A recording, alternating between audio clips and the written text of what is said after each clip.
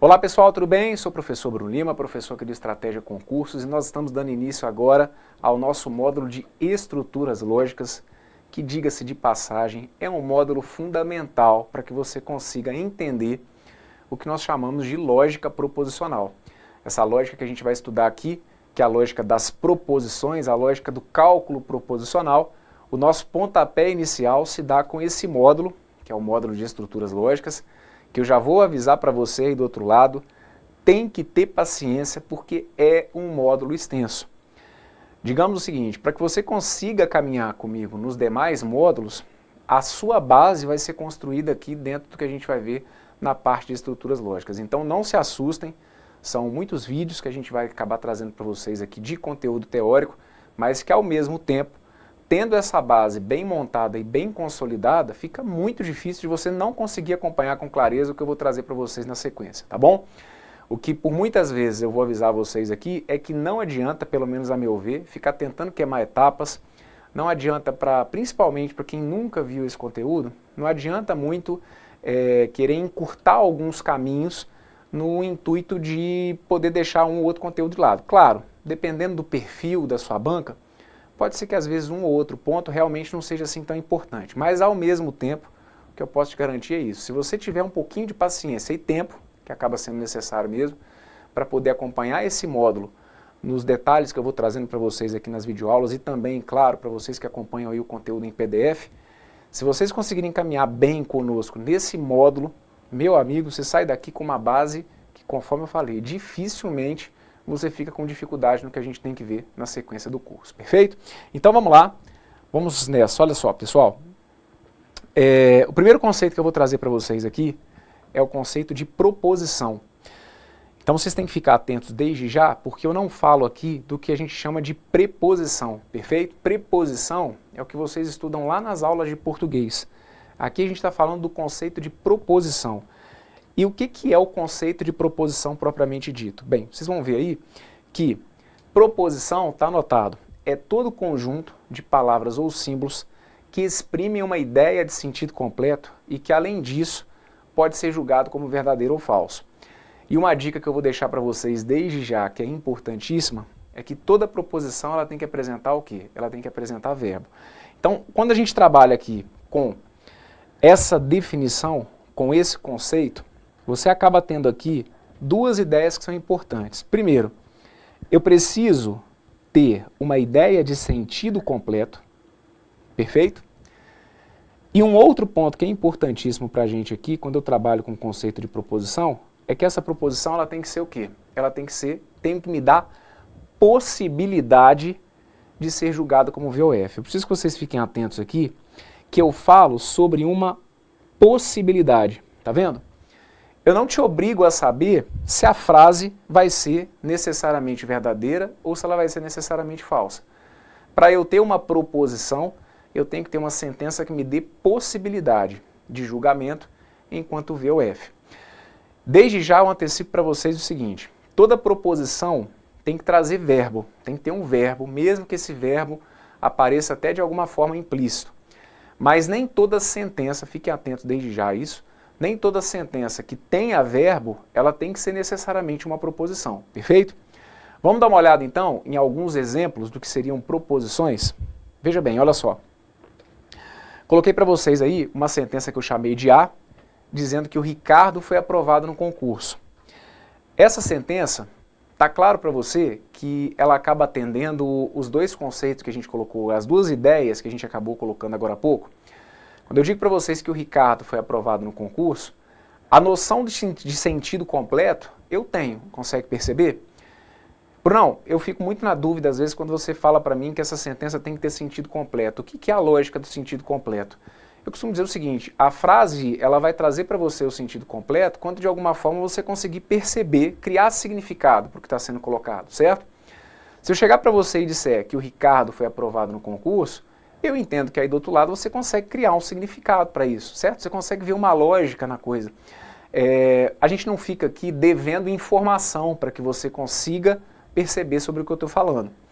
Então essa sentença, ela é uma proposição por trazer a noção do sentido completo e também por me dar a possibilidade de ser VOF. Você concorda comigo que quando eu afirmo que o Ricardo foi aprovado no concurso, que é fato que ou essa sentença é verdadeira ou essa sentença é falsa?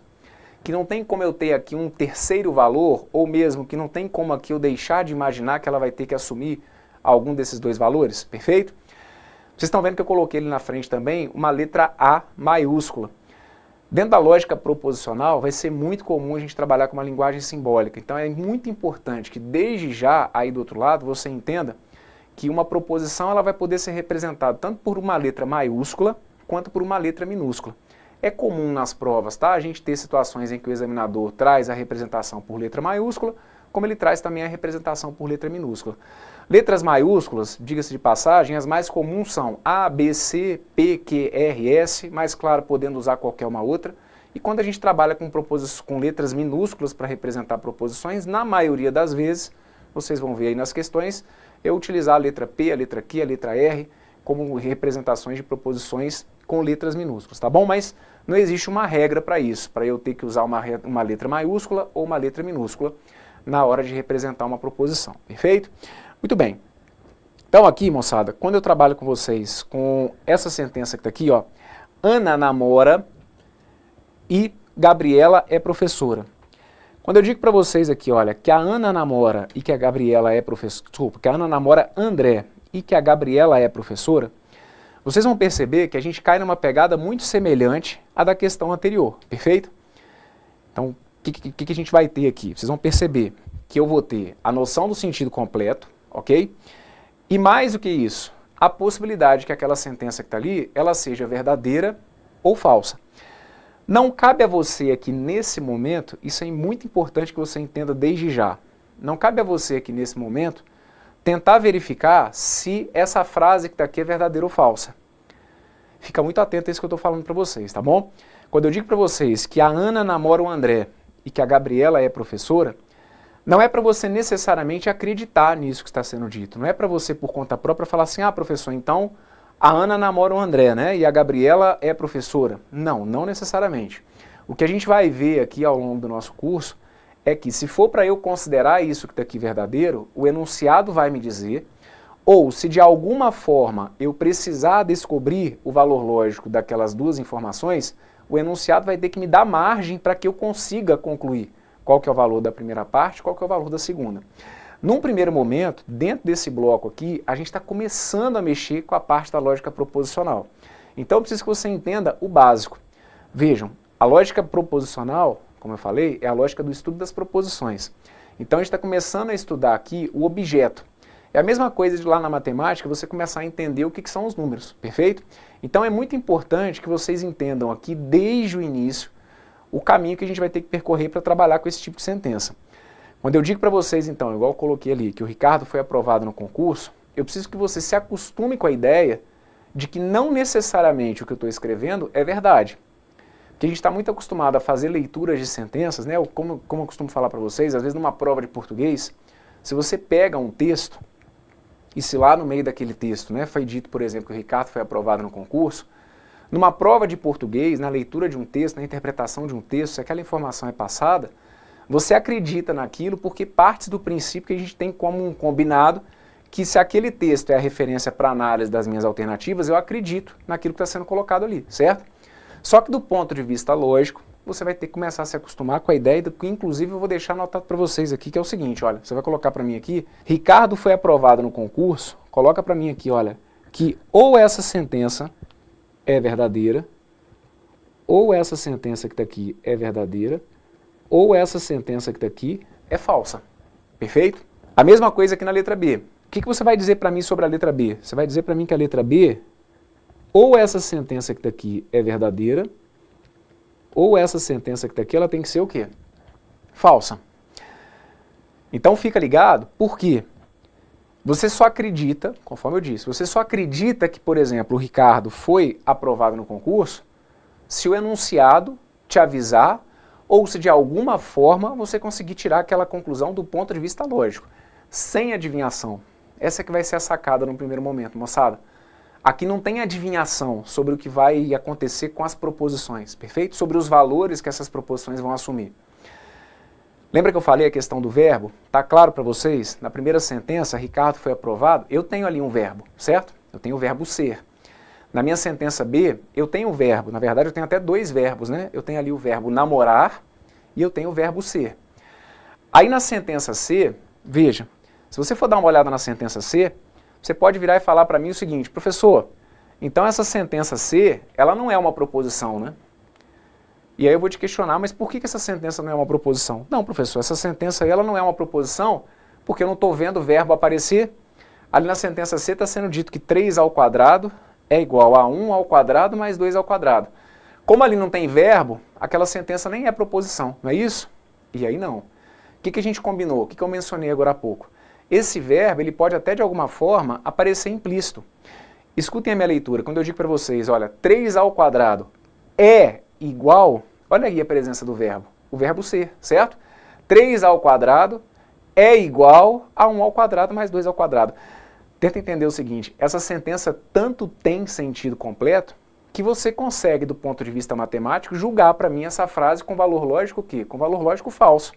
Quando eu digo para vocês que 3 ao quadrado é igual a 1 ao quadrado mais 2 ao quadrado, 3 ao quadrado dá quanto? 3 ao quadrado dá 9, perfeito? 1 ao quadrado vai dar 1. 2 ao quadrado vai dar 4. Então dizer que 9 é igual a 1 mais 4, é claro que isso está errado. Então até pelo fato de você conseguir criar um significado para julgar essa sentença como uma sentença falsa, é porque você percebeu que essa sentença ela acaba tendo sentido completo, ok? Então essa que está aqui, ela é uma proposição, prestem bastante atenção no que eu vou dizer. Ela é uma proposição assim como as duas anteriores. Só que essa que está aqui em particular é uma proposição para a qual, com base no meu conhecimento matemático, eu consigo garantir que ela é necessariamente falsa. Sobre as duas primeiras, como eu não sei quem que é o tal do Ricardo, por exemplo, é claro que para um dado Ricardo, aquela primeira sentença pode ser V como ela pode ser F.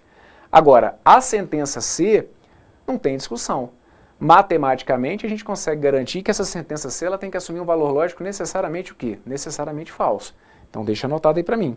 Essa sentença que está aqui, olha, ela é, e já vou começar a acostumar você com esse termo que está aqui, olha, ela é necessariamente, essa sentença que está aqui, ela é necessariamente falsa. Ok? Dá uma olhada comigo aqui na letra D. Na letra D eu digo para vocês o seguinte, olha, se Ricardo é servidor do INSS, então ele é técnico judiciário. E aí você pode questionar para mim o seguinte, professor, eu acho que essa sentença que está aí está errada. Eu acho que essa sentença que está aqui ela é falsa. E aí é onde eu tenho que começar a te trazer para a realidade do que eu vou precisar, da forma como eu vou precisar que você pense na hora de uma prova. Porque se daí do outro lado você está pensando comigo, ah, Bruno, se Ricardo é servidor do INSS, então ele é técnico judiciário. Para mim essa frase pode ser falsa. Essa frase pode ser falsa porque o Ricardo pode ser servidor do INSS e pode ser que ele não seja considerado um técnico judiciário. Perfeito. Eu digo o seguinte, se a gente avançar um pouquinho mais no curso, eu posso até te dizer que a sua construção, a sua justificativa, ela está até perfeita do ponto de vista lógico. É isso mesmo.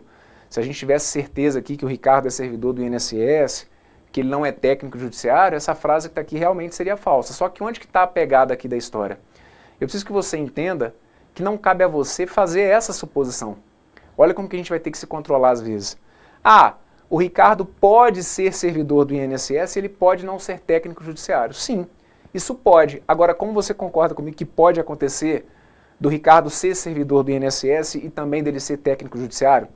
Pode acontecer do Ricardo não ser servidor do INSS e ele ser um técnico judiciário? Como pode acontecer dele não ser um servidor do INSS e também não ser um técnico judiciário? Então aqui na realidade, o que eu preciso que você comece a pegar a ideia é o seguinte, pode acontecer de tudo a partir do momento que eu não tenho certeza de quem que é esse Ricardo. Se existe essa função técnico-judiciário, sim ou não, dentro do INSS. Está conseguindo perceber? Conseguiu perceber a diferença do que a gente fez nas sentenças A, B e D para o que estava na sentença C? Conseguiu perceber que todas essas sentenças, elas são proposições? Mesmo a gente tendo ali dúvida sobre a veracidade, mesmo não sabendo se é verdade ou se é mentira o que está sendo colocado, mas você consegue perceber que todas elas são proposições? Todas são proposições porque atendem o básico do que a gente precisa para caminhar nesse curso, quer entender que são sentenças que me trazem a noção de sentido completo e que podem ser avaliadas como VOF. E que, além disso, elas trazem o verbo. Mesmo que uma ou outra possa trazer esse verbo de forma implícita, mas trazem verbo, ok? Muito bem, então vamos deixar anotado aqui isso também, olha, aqui onde está sendo dito que se o Ricardo é servidor do INSS, que então ele é técnico judiciário, você vai deixar anotado para mim aqui, olha, que ou essa sentença que está aqui é V, ou essa sentença que está aqui, ela é falsa, perfeito? Bruno, tudo bem. Então você está me garantindo que esse conceito aqui é importante para eu poder caminhar no curso, né? Sim, com certeza. Porque, professor, até que eu não tive muita dificuldade nessa parte, não. Que bom, é assim que a gente vai caminhar. Se você for comigo aqui aos pouquinhos, as dificuldades dificilmente vão surgir. Confia no que eu estou te falando. Você só não vai poder ficar queimando etapa. Se você for construindo comigo o seu conhecimento passo a passo, as dificuldades elas não vão surgir mesmo. A gente vai diminuindo elas aos poucos, tá bom? De forma que elas não surjam. Então aqui eu falei sobre esse conceito importantíssimo de proposição. E eu falei muitas vezes aqui já sobre essa noção do sentido completo. E você aí do outro lado pode estar pensando o seguinte, caraca, o Bruno falou muito sobre essa noção do sentido completo, mas eu não estou conseguindo entender o que não teria sentido completo. Bruno, tem como você me dar um exemplo aí de uma sentença que não tem sentido completo? Sim. Pedindo com jeitinho, como eu sempre falo, pedindo com jeitinho a gente atende. Tem como me dar um exemplo aí, Brunão, de uma sentença que não tem sentido completo? Sim. Eu chego para você e falo simplesmente o seguinte, olha, caderno. Como que é, Brunão? Isso aí, caderno. Beleza? Caderno, Brunão? Isso, caderno. Pô, Bruno, mas o que é para fazer? É para abrir o caderno? Você quer que eu te empreste um caderno? Você está querendo que eu pegue o caderno? É para copiar a matéria no caderno? Do que você está falando? Na verdade, eu não estou falando, não é? Eu não te passei uma noção de sentido completo. Você pode criar um significado para a palavra caderno? Pode, mas a noção do sentido completo, a ação, vamos dizer, ela não existe justamente porque essa sentença, para início de conversa, ela nem apresenta o que, gente? Ela nem apresenta verbo, certo? Ou você vai falar para mim aí que caderno é um verbo, não mata seu professor de português não é? A equipe de professores de português aqui de estratégia é fenomenal, então você não vai querer envergonhar aí essa nossa equipe, não é? Caderno, gente, não é verbo, aliás, né? Caderno, essa sentença nem verbo tem. Então tá aqui um exemplo de uma sentença que não tem sentido completo. Vocês querem ver um exemplo de uma sentença que já apareceu em prova da Fundação Carlos Chagas? Mente sã em corpo são. Mente sã em corpo são. De novo, não vai matar a galera do português aí do coração, não. Ah, Bruno, tem verbo aí no final, né? Tem o são. Eles são felizes. Cuidado para não confundir as coisas. O mente sã em corpo são, por favor. Essa sentença não tem verbo, gente. Então é uma sentença que não tem sentido completo. Logo, do ponto de vista lógico, ela não é uma proposição. Não sendo uma proposição, não vai fazer sentido nenhum aqui você tentar representar por uma letra maiúscula, por uma letra minúscula do nosso alfabeto. Perfeito?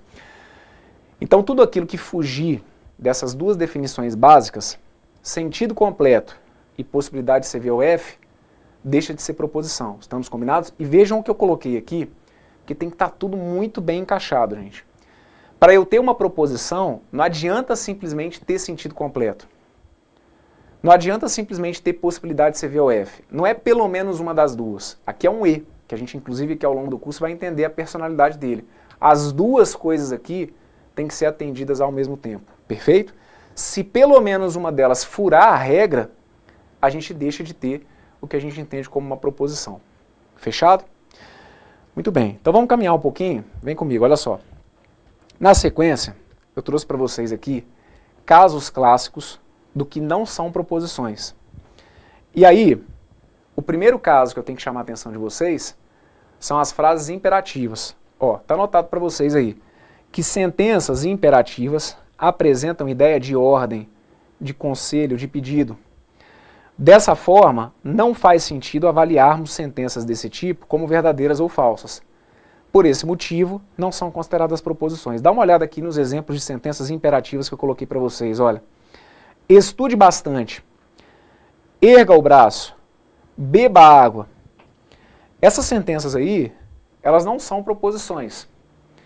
E por que elas não são proposições? Ora, vamos lá, sem decoreba, tentando entender o que está rolando aqui. Estude bastante essa sentença, ela atende os dois requisitos que eu coloquei para vocês agora há pouco? Essa sentença, ela tem sentido completo? Não força a barra aí do outro lado não. Ah, professor, eu acho que essa sentença não tem sentido completo não. Claro que tem. Se eu chegar para você, se eu tiver a oportunidade de estar com você, por exemplo, pessoalmente, e aí eu chego para você e falo o seguinte, meu amigo, estude bastante. Você não está entendendo qual é a mensagem que eu estou querendo te passar, não? Não é possível, não é? A noção do sentido completo, a gente tem. Você vai ver que então até o verbo eu tenho, não é? Tenho aqui o verbo estudar, estude bastante. O que essa sentença não me dá, gente? Ela não me dá o que foi colocado aqui, olha. Ela não me dá a possibilidade de julgamento enquanto VOF. Quando eu digo para você, estude bastante, não tem o menor sentido aí do outro lado você tentar verificar para mim se essa frase ela é verdadeira ou falsa, certo? Consegue perceber? Sem decorar? Estude bastante. Ah, essa frase é verdadeira ou é falsa? Não tem sentido eu tentar julgar isso como VOF. Então é por isso que essa sentença deixa de ser uma proposição, perfeito? Sentenças imperativas, aquelas em que eu passo uma ideia de ordem, de conselho, seja lá o que for, né? Elas vão me tirar um dos pontos do que eu preciso para ter uma proposição, que é justamente a possibilidade do julgamento enquanto VOF. E a mesma coisa aconteceria aí com as outras sentenças que nós temos aqui também, ó. Aqui, ó. Erga o braço. Se eu chegar para vocês e falar, olha, erga o braço, também. Você pode entender a mensagem, eu posso te passar uma ideia de sentido completo, só que não faz sentido nenhum você tentar avaliar isso para mim como VOF, ok? E a mesma coisa vai acontecer aqui com a sentença beba água. Ah, beba água. Beleza, eu posso estar te dando aí um conselho, querendo o seu bem, falar sobre a importância de ingerir líquidos ao longo do dia, sobre a importância de você beber água, né, para que você mantenha a concentração aí nos estudos. Então, a noção do sentido completo tem. Só que não faz sentido você tentar avaliar para mim se isso aí é verdadeiro ou falso. Perfeito? Vá juntando as pecinhas, hein? Frases imperativas não são proposições. Posso te dar mais exemplos? Vem comigo, bora lá. Para não. Frases interrogativas. Se eu falar com vocês sobre frases interrogativas, sentenças interrogativas não nos dão possibilidade de julgamento como verdadeiro ou falso. Assim, não são consideradas proposições. Quando eu coloco para vocês, olha, qual é a sua profissão? Segunda, há cachorros que não são mamíferos?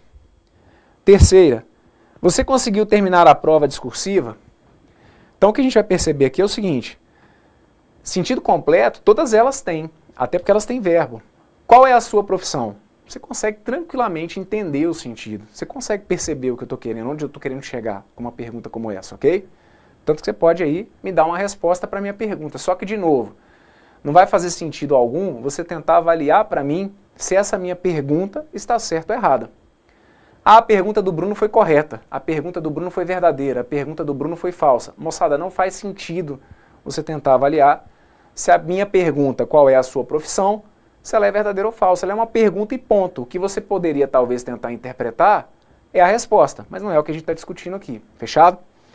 Quando eu pergunto, há cachorros que não são mamíferos? Ótimo, você pode ter até a resposta na ponta da língua para a pergunta. Só que não faz sentido você tentar avaliar para mim se essa sentença é verdadeira ou falsa, assim como a terceira. Então o que a gente coloca como uma regra? Que sentenças interrogativas não são proposições. Sentenças imperativas não são proposições. Sentenças interrogativas não são proposições. Pela ausência de sentido completo? Não, pela ausência de possibilidade do julgamento enquanto VOF, conforme consta aí no seu material. Olha a próxima que eu separei para vocês. Frases exclamativas. Frases exclamativas também não são proposições. Por quê? Frases exclamativas externam sentimentos, sensações, reações a determinados atos. Dessa forma, não são passíveis de julgamento como verdadeiras ou falsas, e, como consequência, não podem ser classificadas como proposições. Exemplos. Minha filha nasceu. Fui aprovado no concurso. Você é muito alto, Brunão. Pois é. Às vezes eu escuto isso aí, pessoalmente, né? Caraca, Bruno, você é muito alto, né? Sim. Só que, de novo, faz sentido eu tentar avaliar se essa afirmativa aí, né? Principalmente se essa frase exclamativa, se ela está certa ou está errada. Você é muito alto. Tem aqui até a presença do verbo, mas não faz sentido você tentar avaliar para mim esse sentimento, né, que a pessoa talvez tentou expressar. Mesma coisa ali, minha filha nasceu. Caraca, que alegria, que emoção, um momento único aí na sua vida. Mas e aí? Isso é verdade ou é mentira? Vejam, a coisa aqui, ela pode se dar de forma muito sutil, né?